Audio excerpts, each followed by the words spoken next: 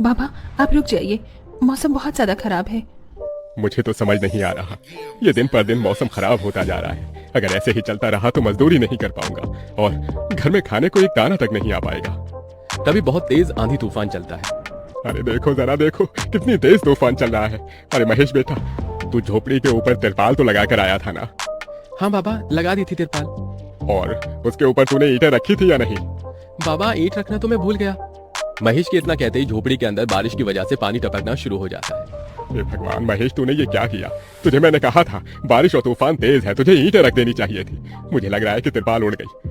चल चल मेरे साथ चल, अब तुझे मेरे साथ भीगते हुए मेहनत करनी होगी, नहीं तो पूरे घर में पानी ही पानी भर जाएगा।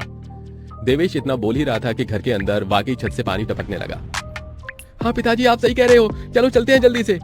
दोनों बाप बेटा बारिश में बाहर निकलते हैं और झोपड़ी की छत पर तिरपाल को सही से लगाना शुरू कर देते हैं। अरे बेटा, ईंट को अच्छे से रखना, कहीं ईंट गिर न जाए। ठीक है पिताजी, सही सही रखूंगा।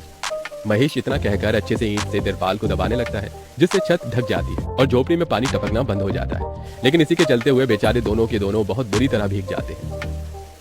अरे चलो बेटा, बहुत ठंड हो रही है, बाहर घर में चलते हैं। चलो, बरसात में मौसम बिल्कुल ठंडा हो गया है। हाँ पिताजी, आपने बिल्कुल सही कहा, चलिए। जब दोनों बाप बेटा घर के अंदर आ जाते हैं तो मेघा उन्हें सूखा कपड़ा देती है और अपना शरीर पोंछने के लिए कहती है। आप लोग अपना शरीर पोंछ लो और सूखे कपड़े पहन लो, नहीं तो ठंड लग सकती है। मेघा के दिए हुए कपड़े दोनों पहन लेते हैं। तभी बीमार शकुंतला बिस्तर पर पड़ी हुई मेघा से कहती है, अरे बेटी, तूने खाने के लिए रुको जरा, सब्र करो। कुछ बनाया नहीं? माँ, मैं बारिश के रुकने का इंतजार कर रही हूँ। घर के अंदर खाना कैसे बनाऊंगी? सारे में धुआं ही धुआं हो जाएगा। मेरी दवाई का समय हो गया है और मुझे भूख भी लग रही है। ठीक है माँ, मैं कुछ करती हूँ।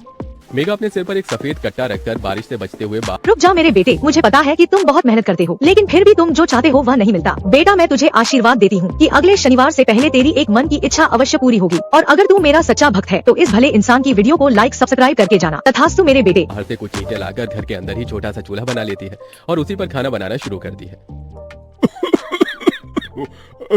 अरे बेटी, पूरे घर में धुआं ही धुआं हो गया है। पिताजी, खाना बनाना भी तो बहुत जरूरी था। मेघा जैसे तैसे करके जल्दी जल्दी खाना बना लेती है। वो खाने में नमक मिर्च वाले चावल ही बना पाती है। माँ उठो, ये लोग खाना खा लो।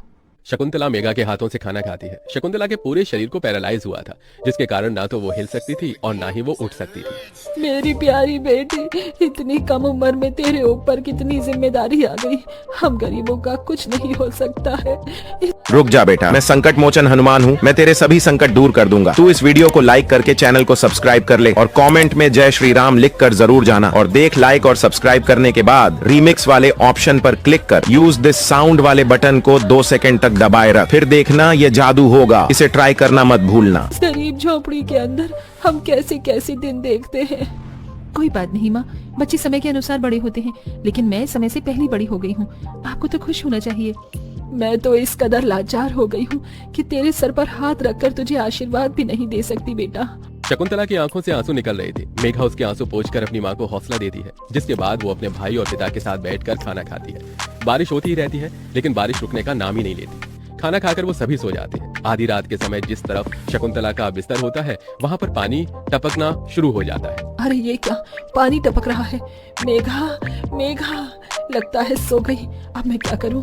ये पानी तो धीरे धीरे। बेटा, मुझे देखकर इग्नोर मत करना। इस बार जो भी एग्जाम में पास होना चाहता है मैं पास कर दूंगी, मगर मेरा भी एक काम करना होगा। तुम्हें इस वीडियो को एक लाइक और चैनल को सब्सक्राइब करना होगा और 5 सच्चे मित्र को शेयर करना होगा। और मेरे बेटे, जाते जाते कमेंट में सरस्वती मान लिख। टपकता ही जा रहा है। शकुंतला रात भर अपने ऊपर टपकते हुए पानी को ऐसे ही झेलती रहती है, जिसकी वजह से सुबह तक उसके पूरे शरीर में बुखार फैल जाता है। अरे अरे, ये क्या माँ, आपको तो बहुत ही बुखार हो गया है। रात भर ये झोपड़ी की छत टपकती ही रही। मैंने तुम्हें उठाने की कोशिश की, लेकिन तुम्हारे तक आवाज नहीं गई। ये सुनकर मेघा को बहुत अफसोस होता है। वो सूखे कपड़ों पर अपनी माँ को सहारा लगाकर लिटा देती है और उनके कपड़े भी बदल देती है। लेकिन तभी अचानक से गाँव में बाढ़ आ जाती है। अरे अरे, ये क्या हो, यहाँ तो पानी भर रहा है। अरे लगता है गाँव में बाढ़ आ गई है। अरे हम लोग क्या करें? अरे बेटा महेश, अरे भाई, अपनी माँ को कंधे पर उठा, नहीं तो हम सभी बह जाएंगे। अरे पानी में कोई जुगाड़ करता हूँ बेटा। देवेश फौरन घर के बाहर जाता है। जहाँ वो आसपास देखता है, उसे एक रेडी दिखाई देती है। देवेश उसे लेकर आता है, जिस पर शकुंतला को लिटा देता है। अरे चारों तरफ पानी पानी हो रहा है, हमें अब यहाँ से जाना होगा, नहीं तो पानी में हम डूब जाएंगे। तभी अचानक से उनकी झोपड़ी पानी में डूबकर बह जाती है। हमारी अगर आप इंडिया से प्यार करते हैं तो इस वीडियो को लाइक और चैनल को सब्सक्राइब जरूर करना।